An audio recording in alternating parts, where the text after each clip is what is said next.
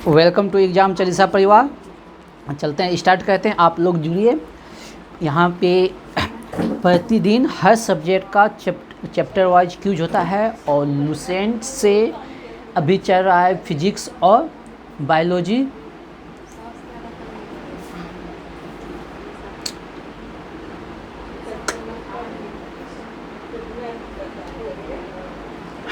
Lucent से चल रहा है बायोलॉजी, लुसेंट से फिजिक्स और बायोलॉजी चल रहा है, ठीक ना। और स्पीडिस चल रहा है और चैप्टर वाइज तो चल ही रहा है। इसमें साथ भी लुसेंट से विविध भी चल रहा है प्रतिदिन। और आप लोग अधिक से अधिक जुड़िए। चलते हैं, स्टार्ट करते हैं बिना समय गंवाए। चलिए। तू हंस तू मुस्कुरा, जिंदा है जिंदगी के नाक के दम कर दे, इसी लाइन के साथ स्टार्ट करते हैं। तुम भूलो हम भूलने नहीं देंगे। चलिए स्टार्ट करते हैं। चलो रे। सातवाहन वंश पढ़ रहे थे हम लोग। सातवाहन वंश, सातवाहन वंश के संस्थापक कौन थे? सिमुक। सातवाहन वंश के संस्थापक कौन थे? सिमुक। सातवाहन वंश आता है 30 BC से 250 तक के आसपास में आता है सातवाहन वंश। और सातवाहन वंश की राजधानी है प्रतिष्ठान। सातवाहन की राजधानी प्रतिष्ठान। सातवाहन की राजधानी प्रतिष्ठान। सातवाहन वंश की राजधानी प्रतिष्ठान। सातवाहन वंश की राजधानी प्रतिष्ठान। सातवाहन वंश की राजधानी प्रतिष्ठान। अब प्रतिष्ठान जो है ना, गोदावरी नदी के तट पे है। किस नदी के तट पे है? गोदावरी। प्रतिष्ठान किस नदी के तट पे है? गोदावरी नदी के। और इसका वर्तमान स्थिति जो है महाराष्ट्र के औरंगाबाद जिले के आसपास के क्षेत्र में का है, ठीक ना। औरंगाबाद के आसपास का क्षेत्र। तो हाँ, हम पढ़ रहे थे सातवाहन वंश। कौन सा वंश? सातवाहन वंश। सातवाहन वंश की राजधानी क्या हुआ? प्रतिष्ठान। सातवाहन वंश की राजधानी प्रतिष्ठान। सातवाहन वंश की राजधानी प्रतिष्ठान। संस्थापक सातवाहन सिमुक। सातवाहन वंश के संस्थापक सिमुक। सातवाहन वंश के संस्थापक सिमुक। हम बताए थे सबसे ज़्यादा जो है ना, इन्होंने शीशे के सिक्के जारी किए थे। सबसे ज़्यादा शीशे के सिक्के कौन जारी किए थे? सातवाहन शासकों ने। और इसके जितना भी राजा का नाम है कि उपाधि धारण किया था माता के नाम का। सभी राजा उपाधि क्या था? अपने माता के नाम का। जैसे सतकर्णी, ठीक ना।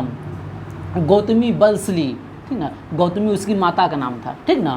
तो जितने सातवाहन वंश के जितने राजाएँ थे, उपाधि जो धारण किया था अपने माता का उपाधि धारण किया था। जनरली उपाधि धारण करता है किसका? पिता का, ठीक ना। लेकिन सातवाहन वंश ने अपनी माता का उपाधि धारण किया था। तो इसके संबंधी जो क्वेश्चन है, कुछ इंपॉर्टेंट क्वेश्चन, उसको सुनिएगा। पहला तो शीशे के सिक्के जारी किए कौन? सातवाहन ने। दूसरा, माता के नाम का उपाधि धारण किया। संस्थापक और क्या कहते हैं, संस्थापक सिमुक जानिए गए, राजधानी प्रतिष्ठान जानिए गए। उसके बाद ब्राह्मणों को जो ना सबसे पहले भूमि जो दान दिया, ब्राह्मणों को भूमि जो दान दिया सातवाहन वंश। ब्राह्मणों को जो भूमि दान दिया किसने? सातवाहन वंश। ब्राह्मणों को भूमि दान दिया किसने? सातवाहन में। और इसका जो चर्चा है नाना घाट अभिलेख में। कहाँ चर्चा है? नाना घाट। तो पूछेगा ब्राह्मणों को सबसे पहले भूमि दान किसने दिया? सातवाहन शासकों ने। ब्राह्मणों को भूमि किसने दिया? सातवाहन शासकों ने। ब्राह्मणों को भूमि किसने दिया? सातवाहन शासकों ने। ब्राह्मणों को भूमि किसने दिया? सातवाहन शासकों ने। ब्राह्मणों को भूमि किसने दिया? सातवाहन शासकों ने। ब्राह्मणों को भूमि किसने दिया? ब्राह्मणों को भूमि किसने दिया? ओके, आगे बढ़े। याद हो गया? इसका चर्चा कहाँ है? नाना घाट अभिलेख में। इसकी चर्चा कहाँ है? नाना घाट अभिलेख में। ब्राह्मणों को भूमि दान देने की चर्चा कहाँ है? नाना घाट अभिलेख में। ब्राह्मणों को भूमि दान देने की चर्चा कहाँ से प्राप्त होता है? नाना घाट अभिलेख। कहाँ से? नाना घाट अभिलेख। इसका एक शासक था सतकर्णी फर्स्ट। कौन था? सतकर्णी फर्स्ट। 2 अश्वमेध योग कराए थे। सतकर्णी फर्स्ट 2 अश्वमेध योग कराए थे। एक 2 अश्वमेध योग और एक हो गया राजसू योग। 2 अश्वमेध यज्ञ और एक राजसू यज्ञ, ठीक ना। हम पहले ही बता रखे हैं। इसके पहले भी हम बताएं, पुष्मी शुंग ने 2 अश्वमेध यज्ञ करवाया था। पुष्मी शुंग 2 अश्वमेध यज्ञ करवाया था, बताए थे कि ना। और इसका एक शासक था हाल। इसका एक शासक था हाल, होआकर लोहाल। इसका एक शासक था हाल। वो थोड़ा विद्वान टाइप का था। उसकी पुस्तक का नाम था गाथा सप्तकर्णी। उसकी पुस्तक का नाम था गाथा सप्तकर्णी। तो डायरेक्ट क्वेश्चन पूछेगा, गाथा सप्तकर्णी पुस्तक का लेखक कौन है? हाल। गाथा सप्तकर्णी पुस्तक का लेखक? गाथा सप्तकर्णी पुस्तक? गाथा सप्तकर्णी पुस्तक? गाथा सप्तकर्णी पुस्तक? गाथा सप्तकर्णी पुस्तक का लेखक? गाथा सप्तकर्णी पुस्तक का लेखक? गाथा सप्तकर्णी पुस्तक का लेखक? इसी के दरबार में आता था एक और विद्वान गुंडाय, कौन आता था? गुंडाय, जो जिसका पुस्तक था बृहत कथा, जिसका पुस्तक था बृहत कथा। गुंडाय का पुस्तक क्या था? बृहत कथा। तो बृहत कथा का लेखक कौन हो गया? गुंडाय। बृहत कथा का लेखक गुंडाय। गथा सप्तकर्णी हाल, गथा सप्तकर्णी हाल, गथा सप्तकर्णी, गथा सप्तकर्णी हाल। बृहत कथा गुंडाय, बृहत कथा, बृहत कथा, बृहत कथा, बृहत कथा। चलिए आगे बढ़े। ये हो गया किसका? सातवाहन वंश। कल हम पढ़े थे अलबुर्नी के बारे में। कल पढ़े थे किसके बारे में? अलबुर्नी। कहाँ का रहने वाला था? खीवा रीवा, हैं, मध्य एशिया से। उस ख्वारिज्म के साथ से प्राप्त किया था कौन? मोहम्मद गजनवी। किसे हरा कर? ख्वारिज्म के साथ को हरा के प्राप्त किया था मोहम्मद गजनवी ने। ओके ना? कहाँ का रहने वाला था? खीवा। हम बताए थे क्या? रीवा। क्या बताए थे? रीवा। चलिए, और इसकी एक प्रसिद्ध रचना है, क्या बताइए? एक प्रसिद्ध रचना है, कल खूब याद करवाए थे, किताबुल हिंद। किताबुल हिंद किसकी रचना है? अलबुर्नी की। किताबुल हिंद किसकी रचना है? किताबुल हिंद किसकी रचना है? अलबुर्नी। पुराणों का अध्ययन करने वाला पहला शासक कौन था? अलबुर्नी। पुराणों का पहला क्या कहते हैं? विदेशी लेखक। पुराणों का अध्ययन करने वाला पहला विदेशी लेखक कौन था? अलबुर्नी। बात समझे? विद्वान था। ये क्या था? विद्वान था। बात समझे कि नहीं? ओके बाबा। चलिए आज पढ़ते हैं हम मार्को पोलो के विषय में। किसके विषय में? Marco Polo. ये मार्को पोलो जो ये सब जो हम बताएं, जो भारत आया था, जो विदेशी भारत आया था, जो विदेशी भारत आया था, और भारत में आके भारत के बारे में कुछ लिखा। नहीं समझे बात? भारत आया और भारत के विषय में कुछ लिखा, उससे हमको जानकारी मिला। तो हाँ, पहला क्वेश्चन पूछेगा, मार्को पोलो किस देश का यात्री था? इटली का। मार्को पोलो किस देश का था? इटली का। मार्को पोलो कहाँ का? मार्को पोलो कहाँ का? मार्को पोलो कहाँ का? मार्को पोलो कहाँ का? मार्को पोलो कहाँ का? इटली का। ये आया था, इसे कहा जाता है यात्रियों का राजकुमार। इसे कहा जाता है, इसे क्या कहा जाता है? इसे क्या कहा जाता है? क्या कहा जाता है? ये 1292 से 93 ईस्वी के आसपास में आया था दक्षिण भारत में। कहाँ आया था? दक्षिण भारत में, पांडव राज्य में। किसके राज्य में? पांडव राज्य में। ठीक ना? कब आया था? 1292 से 93 के आसपास में आया था पांडव राज्य में। अब पांडव राज्य में के शासक था कुलशेखर। शासक उतना इम्पोर्टेंट नहीं है, ऐसे याद रख लीजिएगा, रखना है तो। कुलशेखर। कौन? कुलशेखर। तो मार्को पोलो किसके शासनकाल में आया था? पांडव शासक कुलशेखर के शासनकाल में। पांडव शासक कुलशेखर के शासनकाल में। चलिए बात समझे कि नहीं समझे? चलिए अब आते हैं, ये हो गया मध्यकालीन भारत। अब आते हैं हम किसमें? आधुनिक भारत। किसमें आते हैं? आधुनिक भारत। हम डेली बताते हैं नील विद्रोह। सिपाही विद्रोह कब हुआ था? 1857। उसके 2 साल बाद हुआ था नील विद्रोह, 1859 से 60। किसने किया था? दिगंबर बिश्वास और विष्णु विश्वास। इसके पहले 2 साल पहले आता है फिर कौन? संथाल विद्रोह। संथाल विद्रोह 1855 से संपर्क किसने किया था? सिंधु और कानू। अगला हम पढ़ते हैं कुका आंदोलन। कौन सा आंदोलन? कुका आंदोलन। आगे हम पढ़ते हैं कौन सा आंदोलन? कुका आंदोलन। कौन सा आंदोलन? कुका आंदोलन। कुका आंदोलन हुआ था पंजाब में। कुका आंदोलन हुआ था पंजाब में। एक कुकी आंदोलन है, तो आप लोग कमेंट में जवाब दीजिएगा कुकी आंदोलन कहाँ हुआ था? कौन सा आंदोलन? कुकी आंदोलन। तो कुका आंदोलन हुआ था कहाँ? पंजाब में। कब हुआ था? 1840 में। कब हुआ था? 1840। कब हुआ था? 1840। जवाहर मल। किसने? जवाहर मल। किसने? जवाहर मल। किसने?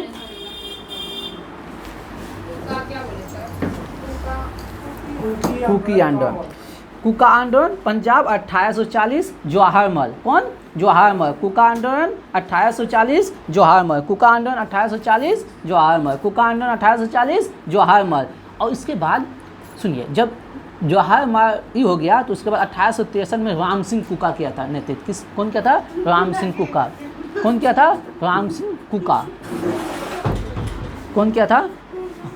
राम सिंह कुका। तो कुका आंदोलन हुआ पंजाब में 1840 में किया था जवाहर मल। 1840 में जवाहर मल। कुका आंदोलन 1840 जवाहर मल। ठीक ना? और 1863 में किया था राम सिंह कुका, पहले किया जवाहरमल, फिर किया राम सिंह कुका, ठीक ना, राम सिंह कुका। अगला है पढ़ते हैं पागलपंथी, कौन विद्रोह? पागलपंथी करमशाह और उसका पुत्र टीपू। पागलपंथी विद्रोह करमशाह और उसका पुत्र टीपू। पागलपंथी विद्रोह करमशाह और उसका पुत्र टीपू। पागलपंथी विद्रोह और उसका पुत्र टीपू। पागलपंथी विद्रोह, पागलपंथी विद्रोह, पागलपंथी,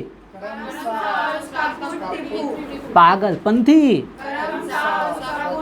पागलपंथी, पागलपंथी, कूका पंजाब में, कूका, कूका किसने? जवाहरमल। 1840 में किया जवाहरमल ने, 1840 में किया जवाहरमल ने, 1840 में किया जवाहरमल ने, 1840 में किया जवाहरमल ने, लेकिन 1863 में क्या? राम सिंह कुका। 1840 में जवाहरमल, 1863 में राम सिंह कुका, 1863 में, ओके ना? हाँ ठीक है, ताजा है ये, हाँ समझें, एकदम मरवार है। आम का मरवाने का दिन तो चल गया। चलिए अब आते हैं आधुनिक भारत के माह काट की ओर, हैं ठीक ना। हम अभिनव भारत अनुशीलन समिति, अभिनव भारत कब? 1904, हैं कहाँ? नासिक में बीडी सावरकर ने। फिर हम बताएं अनुशीलन समिति कब? 1909 में, ठीक ना। अनुशीलन समिति कौन? शिशिर, 1907, 1909 बोला गया। शिशिर कुमार घोष, शिशिर कुमार घोष। शिशिर कुमार घोष कौन है? अरविंद घोष का भाई, अरविंद घोष का भाई, ठीक ना। और कानूनगो को कहाँ भेजा था? पेरिस भेजा था बम बनाने के लिए। हाँ, रूसी क्रांतिकारियों से बम बनाने के लिए भेजा था। कहाँ? सीखने के लिए पेरिस। और बीपी वापट को भेजा था कहाँ? वो भी पेरिस भेजा था अभिनव भारत वाले ने, हैं ठीक ना, बीपी वापट को, ये बताए थे। अब हम पढ़ते हैं कौन क्या हुआ। गेटवा को भिगा दो, साइन स्किन तुम लोग को जो है ना, अभी मौसम वैसा खतरनाक नहीं है, उतना ठीक ठाक तो मौसम है, नॉर्मल मौसम है। चलिए अब आइए, तैयार हो जाइए, सब एकदम तो ताज़ा है, स्टार्ट करें। चलिए अब पढ़ते हैं। मुजफ्फरपुर के जज था चिम्सफोर्ड। मुजफ्फरपुर के जज कौन था? चिम्सफोर्ड। मुजफ्फरपुर का जज कौन था? चिम्सफोर्ड। 1908 ईस्वी में इसको गोली मारने के लिए प्रयास किया प्रभु चाकी ने। कौन? प्रभु चाकी। बोल देगा मुजफ्फरपुर कांड का संबंध किससे है? जज किम्सफोर्ड, जज किम्सफोर्ड। ये घटना हुआ था 1908 में। कब हुआ था? 1908 में। कब हुआ था? 1908। मुजफ्फरपुर के जज किम्सफोर्ड को गोली मारा कौन? मारने का प्रयास किया कौन?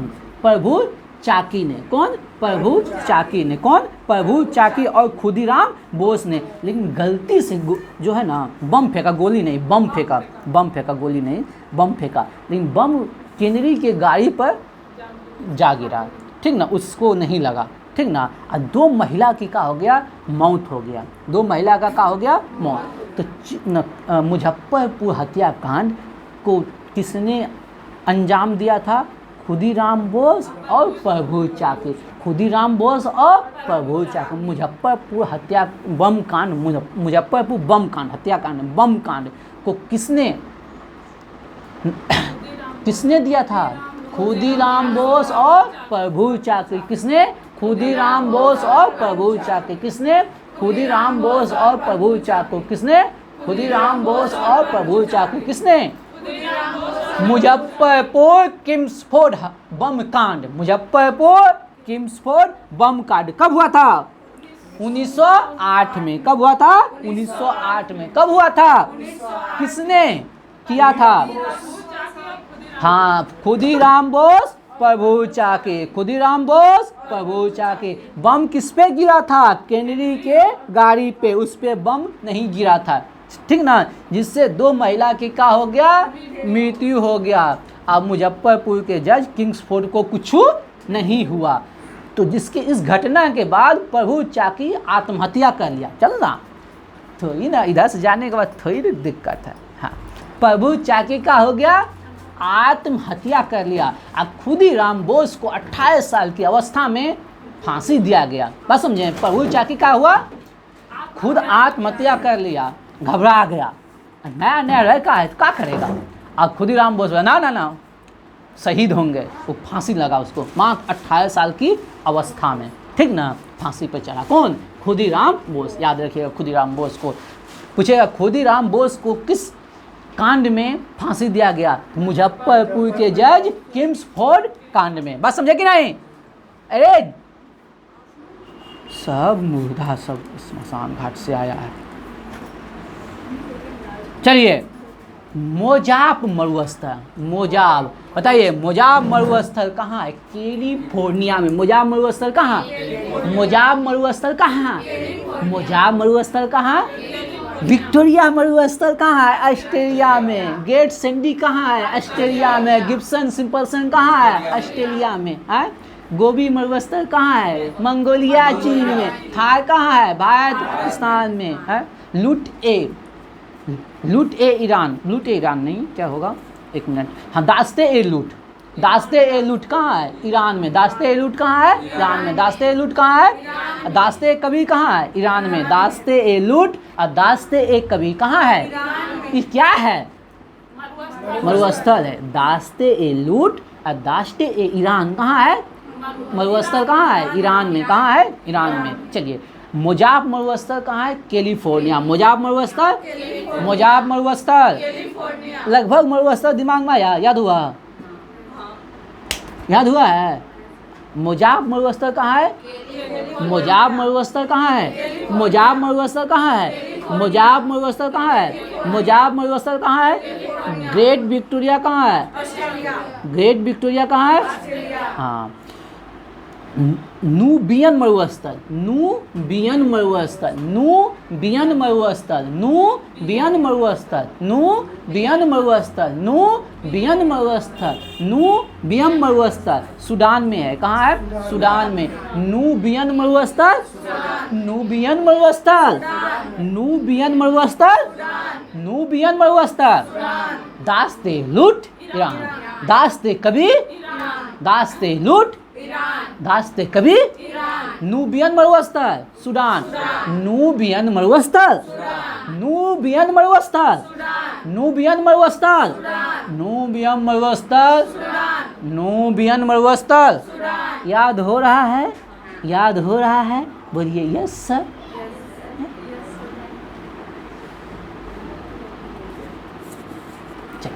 अब पढ़ते हैं प्रमुख पठार। क्या पढ़ते हैं? प्रमुख पठार। क्या पढ़ते? ए तू तो इधर है, ये है, हाँ, देखते रहना, किसी कॉल आएगा तो काट देना, उस वीडियो स्टॉप हो जाता है, ठीक ना। चलिए, अब आते हैं हम लोग कहाँ, जानते हैं? पठार, मेसेटा का पठार। कौन सा पठार? मेसेटा का पठार। कहाँ है? स्पेन में। मेसेटा, अब उधर ना देखते रहना। मेसेटा का पठार कहाँ है? स्पेन में। मेसेटा का पठार कहाँ है? मेसेटा का पठार, मेसेटा का पठार, मेसेटा का पठार, मेसेटा का पठार, मेसेटा का पठार, मेसेटा का पठार, मेसेटा का पठार, स्पेन। चियापास का पठार, चियापास का पठार, मेक्सिको। चियापास का पठार, चियापास का पठार, चियापास का पठार, चियापास का पठार, मेसेटा का पठार, मेसेटा का पठार, चियापास का, चियापास का, Meseta, Meseta, Chiapas, Chiapas, Chiapas, Chiapas, Meseta, Meseta, Abyssinia का पठार, टर्की। अबिसिनिया का पठार, टर्की। टर्की कहाँ है? तुर्की में है, तुर्की में। देखना, अबिसिनिया का पठार, टर्की। अबिसिनिया का पठार, अबिसिनिया का पठार, अबिसिनिया का पठार, अबिसिनिया का पठार, अबिसिनिया का पठार, अबिसिनिया का पठार, मेसेटा का पठार, मेसेटा का पठार, चियापास का पठार, चियापास का पठार, मेक्सिको।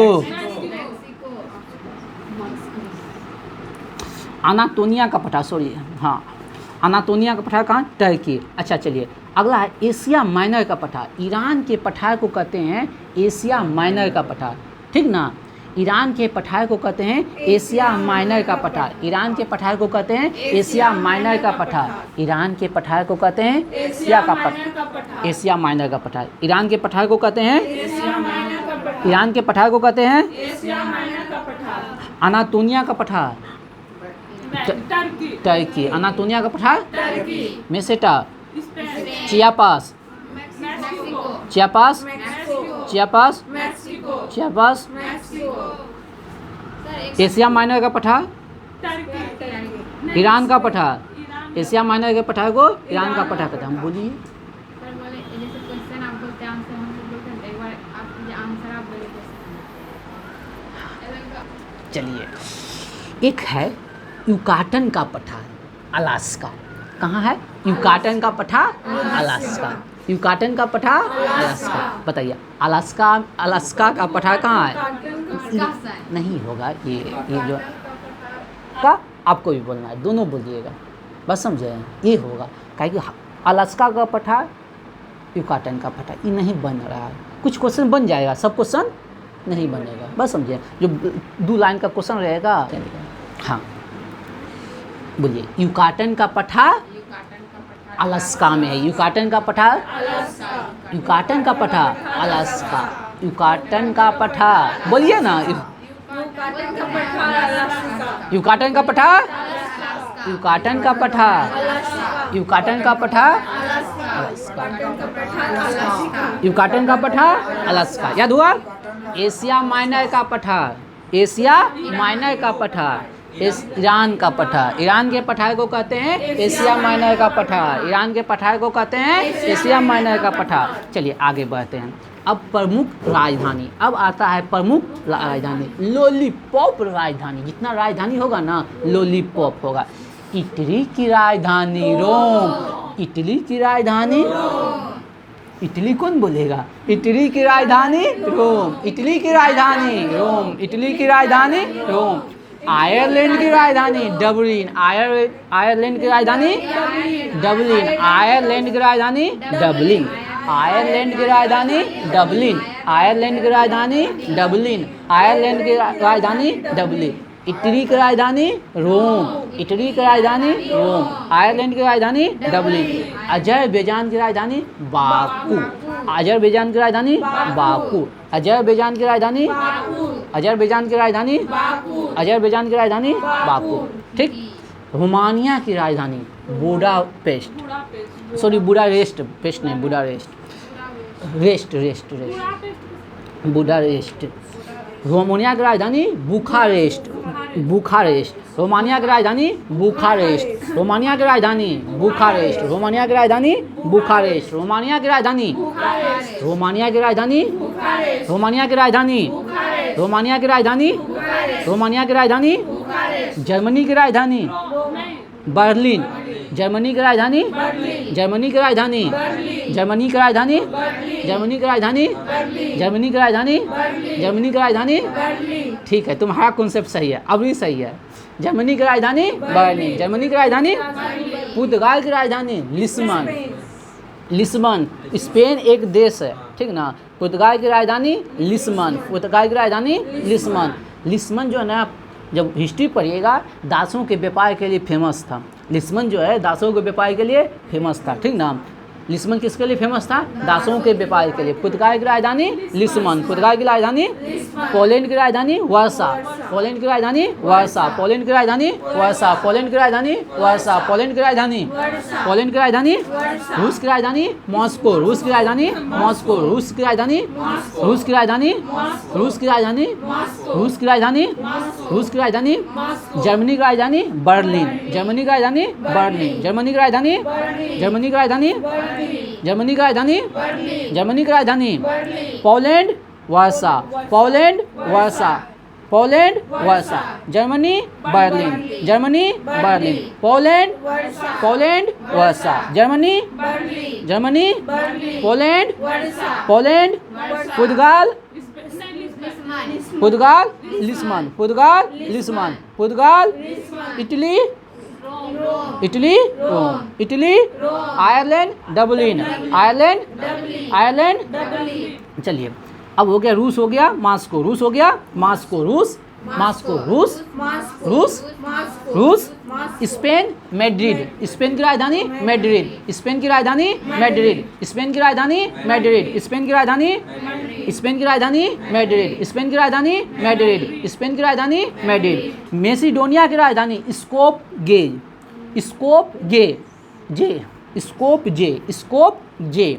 मैसिडोनिया की राजधानी स्कोप गे, स्कोप जे, स्कोप जे होगा, स्कोप जे, हाँ। मैसिडोनिया की राजधानी स्कोप जे, मैसिडोनिया की राजधानी स्कोप जे, मैसिडोनिया की राजधानी, मैसिडोनिया की राजधानी, मैसिडोनिया की राजधानी। चलिए इस सारे राजधानी आप लोग करके आइएगा, HW रहा है, रट के आइएगा, सारे राजधानी को रट के आइएगा कल, ठीक। चलिए अब आते हैं प्रभु अभ्यारण्य। कल हम बताए थे मानस और काजीरंगा ओरांग नामेरी, मानस काजीरंगा ओरांग नामेरी असम में है टाइगर रिजर्व। मानस, मानस काजीरंगा ओरांग नामेरी कहाँ है? असम में। कहाँ है? असम में। टाइगर रिजर्व, टाइगर प्रोजेक्ट कब हुआ था? 1973 में। टाइगर मैन ऑफ इंडिया कौन है? सांखला। कौन है? सांखला, ठीक ना। सबसे बड़ा टाइगर रिजर्व कौन है? नागा अर्जुन सागर श्रीशैलम आंध्र प्रदेश, नागा अर्जुन सागर श्रीशैलम आंध्र प्रदेश, ठीक ना। आज पढ़ते हैं नाम दफा और पकोई, नाम दफा और पाकोई टाइगर रिजर्व। नाम दफा और पाकोई, नाम दफा और पाकोई, नाम दफा और पाकोई, नाम दफा और पाकोई, नाम दफा और पाकोई, नाम दफा और पाकोई, नाम दफा और पाकोई, नाम दफा और पाकोई, नाम दफा और पाकोई। अभ्यारण्य कहाँ है? अरुणाचल प्रदेश। कहाँ है? अरुणाचल प्रदेश। नाम दफा और पाकोई। अब टाइगर रिजर्व कहाँ है? अरुणाचल प्रदेश। नाम दफा और पाकोई कहाँ है? अरुणाचल प्रदेश। नाम दफा और पाकोई कहाँ है? नाम दफा और पाकोई, ठीक ना। और एक है बिहार का famous Valmiki Nagar tiger reserve. Valmiki Nagar tiger reserve कहाँ है? बिहार में। वाल्मीकि नगर टाइगर रिजर्व कहाँ है? बिहार में। वाल्मीकि नगर टाइगर रिजर्व कहाँ है? वाल्मीकि नगर टाइगर रिजर्व कहाँ है? बिहार में। वाल्मीकि नगर टाइगर रिजर्व कहाँ है? बिहार में। चलिए अब पढ़ते हैं हम शेयर सूचकांक। क्या पढ़ते हैं? शेयर सूचकांक। क्या पढ़ते हैं? शेयर सूचकांक। फटाफट रिवीजन कर लेते हैं, इसको भी आप लोग याद कर लीजिएगा। शेयर सूचकांक भी क्या करना है? याद कर लीजिए, HW लिख लीजिएगा। डी डॉन्स वॉल स्ट्रीट कहाँ है? न्यूयॉर्क में। कल बताए थे डी डॉन्स वॉल स्ट्रीट कहाँ? न्यूयॉर्क। निक्की कहाँ है? टोक्यो। निक्की टोक्यो। क्या पढ़ रहे हैं? शेयर सूचकांक। क्या पढ़ रहे हैं? शेयर सूचकांक। Nikkei Tokyo. मिडडेक्स फ्रैंकफर्ट, मिडडेक्स फ्रैंकफर्ट, मिडडेक्स फ्रैंकफर्ट, मिडडेक्स फ्रैंकफर्ट, मिडडेक्स फ्रैंकफर्ट। सिमेक्स और स्टेट टाइम, सिमेक्स और स्टेट टाइम सिंगापुर, सिमेक्स और स्टेट टाइम सिंगापुर, सिमेक्स और स्टेट टाइम सिंगापुर, सिमेक्स और स्टेट टाइम सिंगापुर, सिमेक्स स्टेट टाइम सिंगापुर, सिमेक्स स्टेट टाइम सिंगापुर, सिमेक्स स्टेट टाइम सिंगापुर। और SET Thailand, SET Thailand, SET Thailand, SET Thailand, set.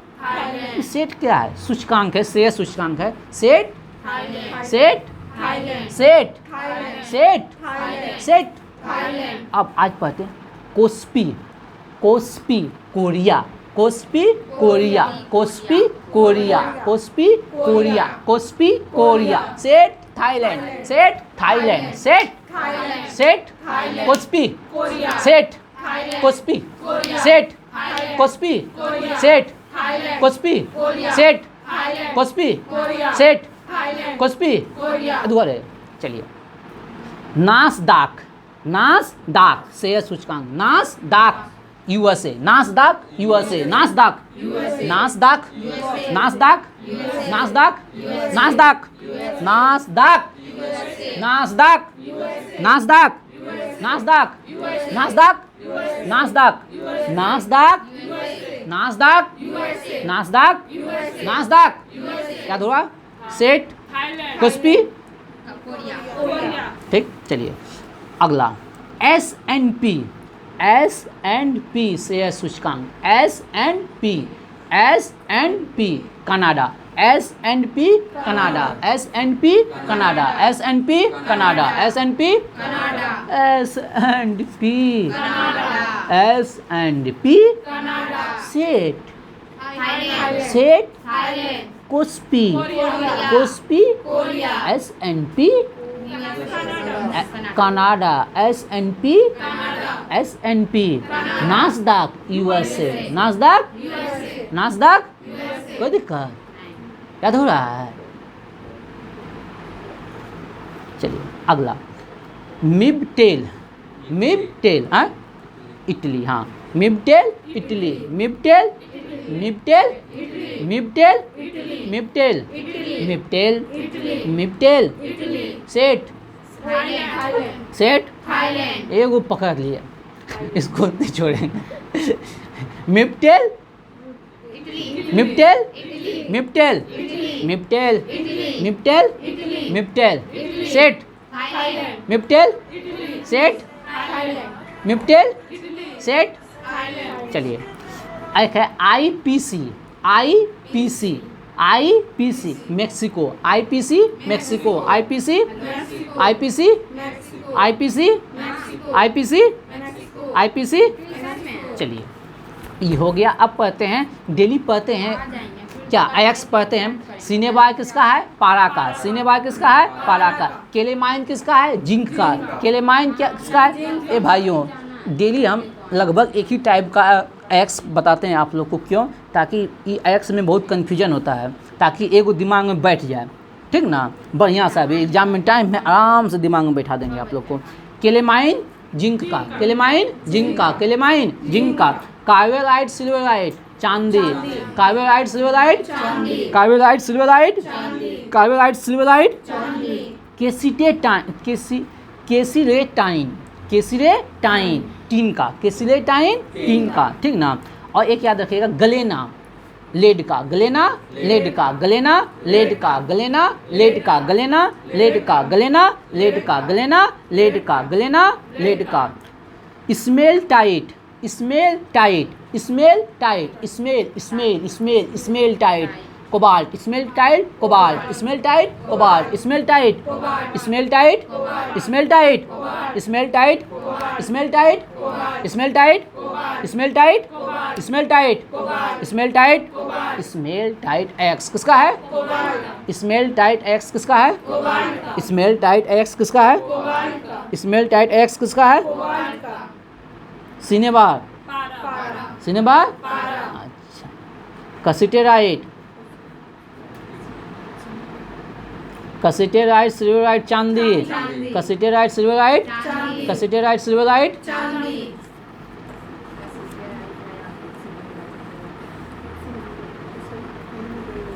Delta metal किसका किसका मिश्रण है? CuZnFe। मनीषा के लिए ताली बजा दो, इसका PhD किया है। CuZnFe, ठीक नाम, CuZnFe। रोज मेटल BpSn, BpSn, BiPbSn। रोज नहीं बताए थे, ठीक है। BP बढ़ेगा, रोज देगा तो BP बढ़ेगा, BiPbSn, ठीक नाम। चलिए अब शब्दावली। डायमंड जो है ना, सब परिसर जो है, डायमंड जो परिसर है वो बेसबॉल के लिए है। डायमंड परिसर किसके लिए है? डायमंड परिसर किसके लिए है? डायमंड परिसर किसके लिए है? डायमंड परिसर किसके लिए है? डायमंड परिसर किसके लिए है? बेसबॉल के लिए। चलिए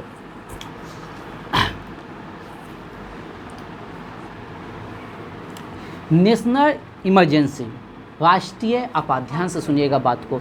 राष्ट्रीय आपात जो लगता है ना अनुच्छेद 352 के तहत, राष्ट्रीय आपात जो लगता है अनुच्छेद 352 के तहत, 3 प्रकार के इमरजेंसी है। राष्ट्रीय आपात, राष्ट्रपति शासन और वित्तीय आपात। बात समझे? कितने प्रकार के अब इमरजेंसी है?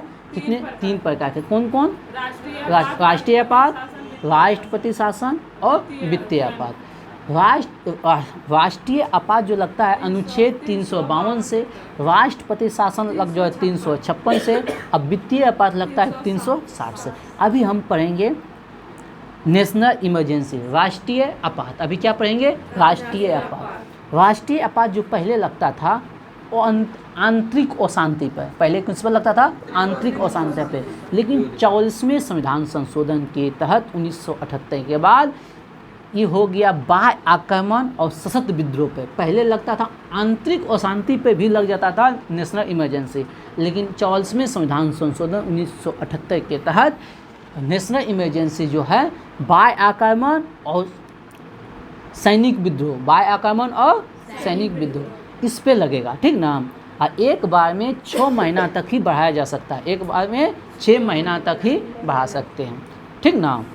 लेकिन ये मतलब कई साल तक भी बढ़ा सकते हैं, हर 6-6 महीना पर अनुमोदित करके हम कितना भी दिन तक बढ़ा सकते हैं, लेकिन एक बार में कितना दिन तक बढ़ाएंगे, 6 महीना तक, ठीक ना। चलिए ये याद कर लीजिएगा, राष्ट्रीय आपात अनुच्छेद 352, राष्ट्रपति शासन 356, ठीक ना। चलिए आँख में जो है ना, बताइए, आँख का लाल हो जाए, आँख में धूल उल चल जाएगा तो क्या लाल होता है, श्लेष्मा, क्या लाल होता है, श्लेष्मा, ठीक ना। आँख में एक रेटिना होता है, आँख में एक क्या होता है, रेटिना, उसमें 2 तरह के क्षण पाया जाता है, उसमें 2 प्रकार के संवेदी कोशिकाएं पाए जाते हैं रेटिना में, एगो शंकु एगो क्षय, ठीक ना। रेटिना में शंकु और क्षय पाए जाते हैं, रेटिना में शंकु और क्षय पाए जाते हैं। शंकु जो है ना रंग के लिए उत्तरदायी है, शंकु रंग के लिए उत्तरदायी है, शंकु किसके लिए उत्तरदायी है, रंग के लिए। और क्षय जो है ना प्रकाश की तीव्रता के लिए, क्षय जो है प्रकाश की तीव्रता के लिए। ध्यान से सुनिए, क्वेश्चन पूछा गया है, ठीक ना। तो आँख की रेटिना में क्या पाया जाएगा, शंकु और क्षय, शंकु और क्षय। शंकु किसके लिए, रंग के लिए, क्षय किसके लिए, प्रकाश की तीव्रता के लिए। जैसे हम लाइट में आते हैं ना, हाँ, लाइट जैसे यहाँ से तेज लाइट से आप रूम में आइएगा, कुछ देर के लिए झुंझला जाता है, ये लगभग 1 सेकंड के 10वां भाग के लिए, ठीक ना, नहीं दिखाई देता है। तो प्रकाश की तीव्रता को जो नियंत्रित करता है वो कौन, क्षय, प्रकाश की तीव्रता को कौन कहता है, क्षय, ठीक ना। और शंकु किसके लिए, रंग के, आँख का रंग के लिए, ठीक ना, याद रखिएगा इसको। चलिए, और हम जो नेत्र दान करते हैं, ध्यान से सुनिएगा बबुआ सब, जो नेत्र दान करता है उसमें नेत्र का कौन सा भाग दान होता है, कॉर्निया, कॉर्निया, याद रखिए, क्वेश्चन बहुत बार पूछता है। आँख का जो रंग होगा श्लेष्मा, आँख का जो धूल चल जाएगा किसमें, श्लेष्मा में, ठीक ना। और शंकु और क्षय कहाँ पाया जाएगा, रेटिना में। शंकु क्षय कहाँ पाया जाएगा, रेटिना में। शंकु का काम आँख का रंग शंकु पर निर्भर करेगा, और प्रकाश की तीव्रता को नियंत्रण कौन करेगा, क्षय, प्रकाश की तीव्रता को नियंत्रण कौन करेगा, क्षय। जो हम नेत्र दान करेंगे उसमें क्या दान करेंगे, कॉर्निया। हम अभी जो आप लोगों को क्वेश्चन लाते हैं ना, ये सब क्वेश्चन एक को ऐसा क्वेश्चन है जो आप स्किप कर जाइएगा, नहीं समझे बात। हम जितना भी बकते हैं, जुबान से हम जितना निकालते हैं ना, वो एक को ऐसा नहीं जो आप स्किप कर सकते हैं, सारा क्या है, इम्पोर्टेंट है, बस समझे, अति इम्पोर्टेंट, इम्पोर्टेंट कम बात है, अति इम्पोर्टेंट है, ठीक ना। चलिए, अब ये टॉपिक वाइज ख़त्म हो गया, टॉपिक वाइज ख़त्म हो गया। अब हम चलते हैं कहाँ, लुसेंट बाबा के पास। अंतिम में चलेंगे स्पीडी बाबा के पास। अभी कौन सा बाबा के पास, लुसेंट बाबा के पास। चलिए, आप लोग थोड़ा सा, हम 1-2 सेकेंड आप लोग ले सकते हैं। चलिए चलते रिवीजन करते हैं। आधुनिक भारत का भारतीय धार्मिक, सामाजिक एवं राष्ट्रीय आंदोलन। देखिए भाइयों, अभी हम वही चीज़ हम लोग कर रहे हैं जो बिहार पुलिस में इस टॉपिक से क्वेश्चन आने वाले समय में बहुत पूछा गया है। जैसे आधुनिक भारत है, इससे बहुत क्वेश्चन आता है, इसलिए आप आधुनिक भारत को ज़्यादा ध्यान दे रहे हैं, ठीक ना। ठीक, चलिए एशियाई, चलिए फटाफट रिवीजन कर लेते हैं। Asiatic society, William Jones 1784। Asiatic society, William Jones 1784। Asiatic society, William Jones 1784। Asiatic society, William Jones 1784। ये तो याद है। चलिए आगे, आत्मीय सभा, आत्मीय सभा, वाह। वेदांत college,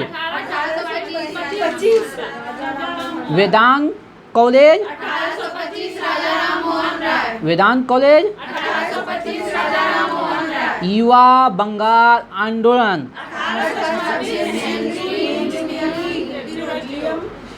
Henry William Derozio, Derozio. Derozio याद रखिएगा, डिरोजियो, डिरोजियो, ठीक ना, उतना याद नहीं रखना। युवा बंगाल आंदोलन 1826, डिरोजियो, विलियम डिरोजियो, डिरोजियो, ठीक ना, 1826 Henry William Derozio, 1826 Henry William Derozio. युवा बंगाल आंदोलन, युवा बंगाल आंदोलन, बोलिए।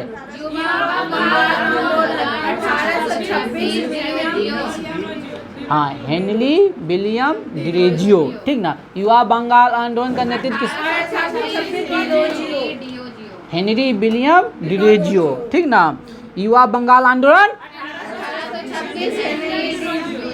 हेनरी विलियम डिरोजियो, ठीक ना, Henry William Derozio, Henry William Derozio. युवा बंगाल आंदोलन, युवा बंगाल आंदोलन। चलिए, ब्रह्म समाज, ब्रह्म समाज। चलिए अगला, प्रार्थना समाज 1867, प्रार्थना समाज 1867, आत्माराम पांडुराम, लेकिन सहयोग कौन? केशव चंद, केशव चंद सहयोग। कोई भी कुछ पूछेगा सहयोग कौन? केशव चंद, ठीक ना। वेद समाज, लेकिन हम क्या बताए हैं? धारू नायडू, हम बताए हैं धारू नायडू, हम नहीं बताए हैं। वेद समाज हम बताए हैं धारू नायडू, यही बताए, बात समझे। चलिए, सत्यशोधक समाज 1873, सत्यशोधक समाज 1873, ज्योतिबा फूले, सत्यशोधक समाज ज्योतिबा फूले, सत्यशोधक समाज, सत्यशोधक समाज, सत्यशोधक समाज, सत्यशोधक समाज। चलिए अगला, आर्य समाज 1875, स्वामी दयानंद सरस्वती, आर्य समाज 1875, स्वामी दयानंद सरस्वती, आर्य समाज, आर्य समाज, आर्य समाज, आर्य समाज। देव समाज 1887, शिव नारायण अग्निहोत्री, देव समाज 1887, शिव नारायण अग्निहोत्री, देव समाज, देव समाज, देव समाज। वेरुल मठ, वेरुल मठ, वेरुल मठ, वेरुल मठ। चलिए, शारदा सदन, शारदा सदन रामाबाई 28, शारदा सदन 1889, रामाबाई, शारदा सदन 1889, रामाबाई, शारदा सदन 1889, रामाबाई, शारदा सदन 1889, Ramabai. Ramakrishna mission, Ramakrishna mission 1897, Swami Vivekananda, Ramakrishna mission 1897, Swami Vivekananda, Ramakrishna mission, Ramakrishna mission. चलिए, अभी हम आप लोग को बताएं अभिनव भारत संस्था 1904, बीडी समाजकर, इसको हम पूरा डिटेल से पढ़ाए हैं ना। Servant of India 1905, Gopal Krishna Gokhale, इसको भी बताएं। Servant of India society 1905, Gopal Krishna Gokhale, इसको भी बताएं। मुस्लिम लीग 1906, आगा खां और सलीमुल्लाह, इसे भी पढ़े हैं, नहीं पढ़े हैं। चलिए, अनुशीलन समिति, इसको भी पढ़े 1907, बायेंद्र कुमार घोष, भूपेंद्र नाथ दत्त, अनुशीलन समिति 1907, बायेंद्र कुमार घोष, भूपेंद्र नाथ, इसको पढ़े हैं ना। अगला, social service league 1911, Narayan Malla Joshi, social service league, इसको बढ़िया से याद कीजिए। इधर देखिए, social service league 1911, Narayan Malla Joshi, social service league,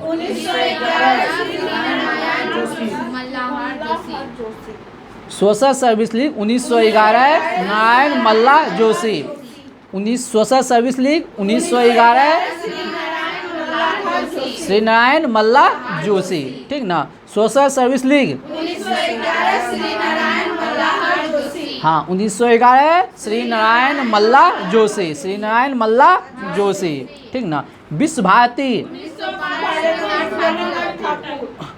विश्व भारती 1912, रविन्द्रनाथ टैगोर, विश्व भारती 1912, रविन्द्रनाथ टैगोर, किस पुस्तक के लिए? नोबेल गीतांजलि के लिए। कब? 1913। ठीक ना। गदर पार्टी 1913 लाला हरदयाल। गदर पार्टी 1913 गदर पार्टी गदर पार्टी गदर पार्टी गदर पार्टी गदर पार्टी हिंदू महासभा 1915 मदन मोहन मालवीय। हिंदू महासभा 1915 मदन मोहन मालवीय। हिंदू महासभा 1915 मदन मोहन मालवीय। हिंदू महासभा 1915 मदन मोहन मालवीय। हिंदू महासभा 1915 मदन मोहन मालवीय। हिंदू महासभा हिंदू महासभा हिंदू महासभा हिंदू महासभा हिंदू महासभा हिंदू महासभा गदर पार्टी 1913 लाला हरदयाल। गदर party 20 Bharati 1912 Rabindranath Tagore. 20 Bharati 1912 Rabindranath Tagore. Social service league social service league 1911 Shri Narayan Malla Joshi. चलिए होम रूल लीग तिलक और Annie Besant. Home rule league 1916 Tilak और एनी बेसेंट। अगला क्वेश्चन वुमेन्स इंडिया एसोसिएशन। हाँ women's India association women's India association 1917 lady Sadashiv Iyer.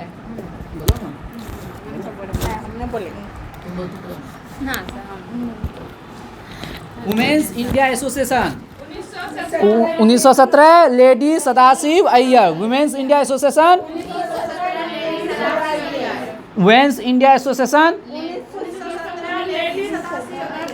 देखिए सनेस बीस हो जा रहा है। चलिए मिला के बोलिए। Women's India association 1917 lady Sadashiv Iyer. Women's India association 1917 lady Sadashiv Iyer. Women's India association 1917 lady Sadashiv Iyer. Women's India association 1917 lady Sadashiv Iyer. याद हुआ? चलिए खिलाफत आंदोलन सब जानता हूँ। अली बंधु खिलाफत आंदोलन 1919 अली बंधु। खिलाफत आंदोलन 1919 अली बंधु। खिलाफत आंदोलन 1919 अली बंधु। ठीक नाम। Akhil Bharatiya trade union M N. Joshi. M N. Joshi. M N. Joshi. Akhil Bharatiya trade union 1920 M.N.. Joshi. सुनिए पहले इसका प्रथम अध्यक्ष बोलेगा तो लाला लाजपत राय। प्रथम अध्यक्ष बोलेगा तो लाला लाजपत राय। अखिल Bharatiya trade union 1920 M.N.. Joshi. Akhil Bharatiya trade union अखिल भारतीय ट्रेड यूनियन अखिल भारतीय ट्रेड यूनियन अखिल भारतीय ट्रेड यूनियन प्रथम अध्यक्ष अखिल भारतीय ट्रेड यूनियन अखिल भारतीय ट्रेड यूनियन अखिल भारतीय ट्रेड यूनियन अखिल भारतीय ट्रेड यूनियन अखिल भारतीय ट्रेड यूनियन। चलिए स्वराज पार्टी। हाँ स्वराज पार्टी 1923। हाँ 1923 में मोतीलाल नेहरू और चित्तरंजन दास। एक बात बता देते हैं यही स्वराज पार्टी था सबसे पहले संविधान की मांग किया था। यही स्वराज पार्टी सबसे पहले संविधान की मांग किया था। तो स्वराज पार्टी 1923 मोतीलाल नेहरू और चित्तरंजन दास। स्वराज पार्टी 1923 मोतीलाल और चित्तरंजन दास। स्वराज पार्टी 1923 मोतीलाल नेहरू और चित्तरंजन दास। स्वराज पार्टी 1923 मोतीलाल नेहरू और चित्तरंजन दास। कल टेस्ट होगा। आज जितना डाटा याद करवाए ना कल सबका टेस्ट होगा। हम पिटाई करेंगे पीटेंगे डंटा से। नहीं हाँ आने के साथ 10 मिनट में लास्ट में समझे। और सबको क्या करेंगे डंटा से मारेंगे। ठीक। Hindustan Republican association Hindustan Republican association 1924 Sachin Sayal Sachin Sanyal. ठीक ना। Hindustan Republican association Sachin Sanyal. Hindustan Republican association 1924 Sachin Sanyal. Hindustan Republican association Sachin Sanyal, इसको शॉर्ट में बोलते हैं HRS, HRS, ठीक ना। Hindustan Republican association 1924 Sachin Sanyal. Hindustan Republican association, Hindustan Republican association, Hindustan Republican association 1924 Sachin Sanyal. Hindustan Republican association 1924 Sachin Sanyal. अब अगला है बहिष्कृत हितकारिणी सभा 1924 अम्बेडकर। बहिष्कृत हितकारिणी सभा 1924 अम्बेडकर, ठीक ना। बहिष्कृत हितकारिणी सभा, बहिष्कृत हितकारिणी सभा 1924 अम्बेडकर। बहिष्कृत हितकारिणी सभा 1924 अम्बेडकर, 1924 अम्बेडकर। राष्ट्रीय स्वयं सेवक संघ हेड गवार राष्ट्रीय RSS, इसको शॉर्ट में क्या बोलेंगे RSS। RSS की स्थापना 1925 में हेड गवार ने जो RSS अभी है बीजेपी का जो सहयोगी संगठन है। RSS 1925 हेड गवार, RSS 1925 हेड गवार, RSS 1925 हेड गवार। नौजवान सभा, नौजवान सभा 1926 भगत सिंह, छबीलाल दास, यशपाल। नौजवान सभा 1926 भगत सिंह, यशदास, छबीलाल, ठीक ना। नौजवान सभा 1926 भगत सिंह, छबीलाल दास और यशपाल, छबीलाल दास, यशपाल, ठीक ना। नौजवान सभा 1926 भगत सिंह, छबील दास, यशपाल, ठीक ना। चलिए यहाँ ध्यान से सुनिएगा। इसके पहले हम पढ़े हैं हिंदुस्तान रिपब्लिकन एसोसिएशन, ठीक ना। आप उसी में एक नाम जुड़ जाएगा socialist, Hindustan socialist Republican association, बस समझे। पहले हुआ था 1924 में और उसके बाद 4 साल बाद 1928 में, ठीक ना। उसमें क्या था सुनिए पहले ध्यान से। Hindustan Republican association, Hindustan Republican association, बस उसमें एक नाम जुड़ जाएगा Hindustan socialist, Hindustan socialist Republican association, उसमें नाम जुड़ जाएगा सोशलिस्ट, समाजवादी, बस समझे। एक नाम जुटेगा सोशलिस्ट। पहले हुआ था 24 में, अब होगा 28 में। भगत सिंह, कौन किया? भगत सिंह, कौन किया? भगत सिंह, ठीक ना। अब खुदाई खिदमतगार खान अब्दुल गफ्फार खान, खुदाई खिदमतगार खान अब्दुल गफ्फार खान, खुदाई खिदमतगार खान अब्दुल गफ्फार खान, खुदाई खिदमतगार, खुदाई खिदमतगार, खुदाई खिदमतगार। हरिजन सेवक संघ 1932 महात्मा गांधी, हरिजन सेवक संघ 1932 महात्मा गांधी, हरिजन सेवक संघ, हरिजन सेवक संघ, हरिजन सेवक संघ, हरिजन सेवक संघ। स्वतंत्र श्रमिक पार्टी भीमराव अंबेडकर, स्वतंत्र श्रमिक पार्टी, स्वतंत्र श्रमिक पार्टी, स्वतंत्र श्रमिक पार्टी, स्वतंत्र श्रमिक पार्टी, स्वतंत्र श्रमिक पार्टी, स्वतंत्र श्रमिक पार्टी, स्वतंत्र श्रमिक पार्टी, स्वतंत्र श्रमिक पार्टी 1936 में भीमराव अंबेडकर, स्वतंत्र श्रमिक पार्टी 1936 भीमराव अंबेडकर, स्वतंत्र श्रमिक पार्टी 1936 भीमराव अंबेडकर।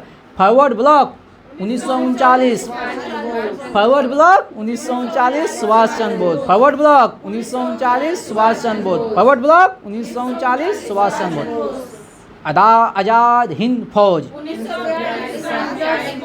ध्यान से सुनो, आज़ाद हिंद फौज 1942 रासबिहारी है। लेकिन सबसे पहले संगठन किसने किया था? कैप्टन मोहन सिंह। संगठित कौन किया था? कैप्टन मोहन सिंह। फिर सौंप दिया था किसको? रासबिहारी बोस को। फिर उसके बाद इसका कप्तान किसे बनाया था? सुभाष चंद्र बोस को, ठीक ना। आज़ाद हिंद सरकार 1943 सुभाष चंद्र बोस। कल इस डाटा को आप लोग पूरा रट के आइएगा, ताकि हम सिर्फ एक बार बोलें रिवीजन हो जाए। इस डाटा से बहुत बार क्वेश्चन पूछा जाता है, ठीक ना। कि पूरा डाटा को कल क्या कहना है, याद करके। और आज जो राजधानी हम बंटवाए हैं, अब जो रटवाएंगे उसको हम टेलीग्राम पर दे देंगे, बस समझे। आज के बाद अब जो हम रटवा लिए हैं फैक्ट, जैसे हम शेयर सूचकांक रटवा लिए हैं, ख़त्म हो गया, उसको टेलीग्राम में दे देंगे।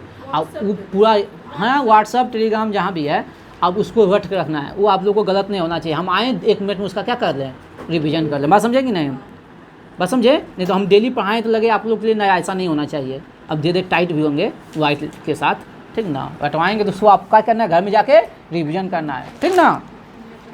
चलिए आगे निकलिए। चलिए आप लोग पोथी हो, आप बचा ले बच गया। स्टार्ट करते हैं। निकालिए तरंग। क्या निकालना है, तरंग। हम बताए थे तरंग सुनिए, तरंग 2 प्रकार के होते हैं, यांत्रिक तरंग और अयांत्रिक तरंग। यांत्रिक तरंग 2 प्रकार के होते हैं, अनुदैर्घ्य और अनुप्रस्थ। अनुदैर्घ्य समांतर होते हैं, अनुप्रस्थ लंबवत होते हैं। ध्वनि कैसी तरंग है, ध्वनि जो है ना यांत्रिक अनुदैर्घ्य तरंग है। ध्वनि यांत्रिक अनुदैर्घ्य तरंग है। और अयांत्रिक तरंग का सबसे अच्छा एग्जाम्पल है विद्युत चुम्बकीय तरंग। सबसे अच्छा एग्जाम्पल है विद्युत चुम्बकीय तरंग, ठीक ना। अब हम बताए थे कल कौन कौन विद्युत चुम्बकीय तरंग नहीं है। कौन से बताए थे, कैथोड और किनार। हाँ, कैथोड, किनार, अल्फा, बीटा, ध्वनि और पराश्रव। वाह, ठीक, ये हो गया। आज हम बताएंगे आप लोग को, आयाम बता दिए थे। अपनी साम स्थिति से मैक्सिमम जाएगा तो क्या कहेंगे, आयाम। और तरंग दैर्घ्य कहते हैं श्रृंगों के, 2 श्रृंगों के बीच की दूरी को तरंग दैर्घ्य कहते हैं, या 2 गर्तों के बीच की दूरी को तरंग दैर्घ्य कहते हैं, ठीक ना। बात समझे कि नहीं। और एक बात, अनुदैर्घ्य तरंग जो है ना, अनुप्रस्थ तरंग है। सुनो ध्यान से, अनुप्रस्थ तरंग, ध्यान से सुनो, अनुप्रस्थ तरंग जो है ना श्रृंग और गर्त में चलता है। अनुप्रस्थ तरंग कुछ में चलता है, श्रृंग और गर्त। अनुप्रस्थ तरंग कौन चलता है, श्रृंग और गर्त में। अनुप्रस्थ तरंग कौन जिम करता है, लेकिन अनुदैर्घ्य चलता है संपीड़ितन और विरल, ठीक ना। अनुदैर्घ्य तरंग संपीड़ितन और विरल, ठीक ना, याद रखिएगा, संपीड़न और विरल। और तरंग की 4 बराबर होता है। v बराबर क्या होता है, एन लैम्डा। v बराबर क्या होता है, एन लैम्डा। चलिए आज हम याद करते हैं प्रमुख विद्युत चुम्बकीय तरंग। आज हम याद करते हैं प्रमुख विद्युत चुम्बकीय तरंग और उसका खोज करता, प्रमुख विद्युत तरंग और उसका खोज करता, बस यही।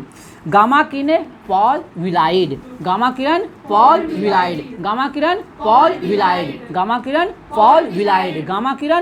विलाइड। देखिए हम बताए थे अल्फा और बीटा विद्युत चुम्बकीय तरंग नहीं है, लेकिन गामा किरण विद्युत चुम्बकीय तरंग। का देखिए ऊपर हेडिंग देखिए, प्रमुख विद्युत चुम्बकीय तरंग। तो गामा कैसी है, विद्युत चुम्बकीय तरंग है। तो गामा किरण की खोज कौन किया है, पॉल विलाइड। गामा किरण की खोज पॉल विलाइड। और इसकी वेधन क्षमता सबसे ज़्यादा होती है। इसकी वेधन क्षमता सबसे ज़्यादा, सबसे ज़्यादा वेधन क्षमता किसका, गामा किरण की। सबसे ज्यादा वेधन क्षमता, सबसे ज्यादा वेधन क्षमता, सबसे ज्यादा वेधन क्षमता, सबसे ज्यादा वेधन क्षमता, सबसे ज्यादा वेधन क्षमता, सबसे ज्यादा वेधन क्षमता, सबसे अधिक वेधन क्षमता, सबसे अधिक वेधन क्षमता, सबसे अधिक वेधन क्षमता। गामा किरण की खोज पॉल विलाइड। गामा किरण की खोज, गामा किरण की खोज, गामा किरण की खोज पॉल विलाइड। गामा किरण की खोज, गामा किरण की खोज पॉल विलाइड। गामा किरण की खोज, गामा किरण की खोज, गामा किरण की खोज। चलिए एक्स किरण, वहाँ पढ़े थे अल्फा और बीटा किरण, याद रखिएगा। विद्युत चुम्बकीय किरण कौन नहीं है, अल्फा और बीटा। यहाँ क्या है, एक्स किरण, ठीक ना। एक्स किरण